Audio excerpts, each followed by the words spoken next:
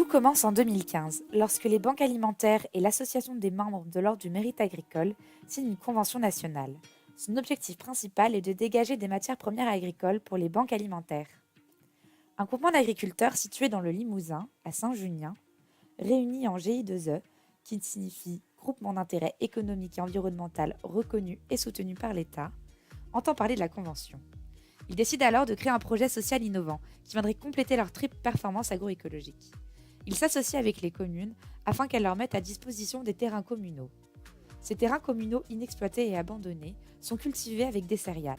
Avec le bénéfice de la vente de ces céréales, ils rémunèrent toutes les personnes qui ont travaillé sur les communaux et mettent en production des pommes de terre chez 2 agriculteurs du GI2E.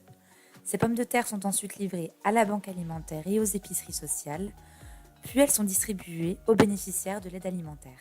La première mission des agriculteurs, c'est de nourrir les hommes. Et ça paraît basique, mais il me semble important de le rappeler aujourd'hui. Et moi, je rajoute nourrir sainement les hommes, nourrir tous les hommes. Quelles sont les grandes forces du projet ?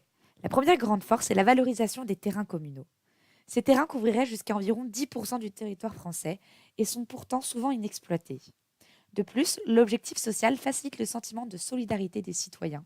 Enfin, il permet de conserver des espaces agricoles face à l'urbanisation croissante. Ok, et comment vous inscrivez sur une longue durée ce projet-là au niveau des terrains communaux? Parce que parfois, je pense qu'il peut y avoir aussi des litiges par rapport aux terrains communaux parce qu'ils appartiennent au final à la commune. Mais vous savez, les terrains qui ne sont pas utilisés, il vaut mieux qu'ils soient utilisés à bon escient, et donc dans le cadre de cette politique, plutôt qu'ils restent, entre guillemets, non utilisés. Alors ça a été le cas notamment du terrain de la communauté de communes, puisque c'était un terrain qui était en friche depuis des années, qui n'était pas cultivé, et on a au moins l'impression qu'il sert à quelque chose, parce que c'est vrai que, et il sert en plus à une bonne cause. La deuxième grande force réside dans la fédération d'un territoire.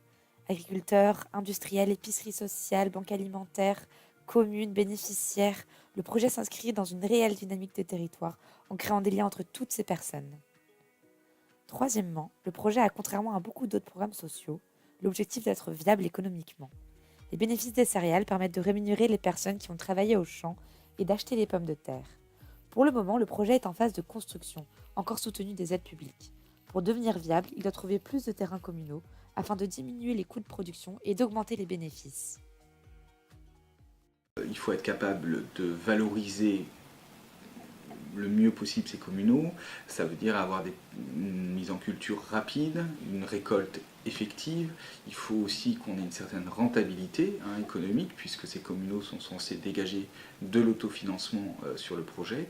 Et donc pour s'assurer la réussite de ce point-là, on est parti plus dans la mise en mouvement de prestataires avec lesquels on travaille déjà, ou qui sont agriculteurs de Sandrécor.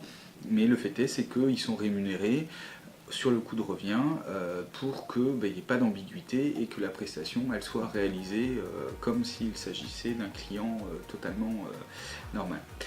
Enfin, la dernière grande force du projet est de rendre un peu de reconnaissance sociale et de dignité aux plus démunis en leur permettant de manger des produits frais et locaux. Ils les achètent 10% de leur valeur initiale dans les épiceries sociales, ce qui les sort de l'assistanat pur et simple. Quelles sont les grandes limites de durabilité de ce projet ?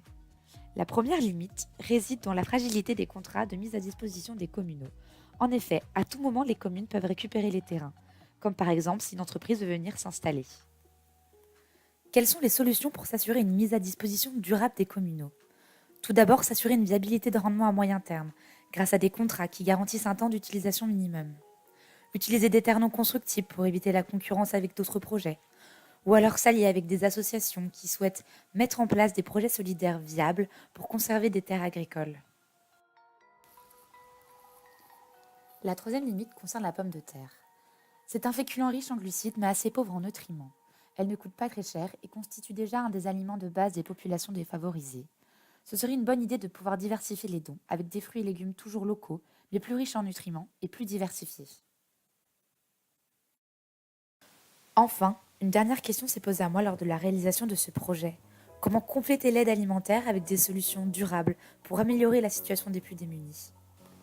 En effet, l'objectif est que ces personnes puissent retrouver une indépendance, et cela ne peut se faire que s'ils retrouvent une place au sein de la société.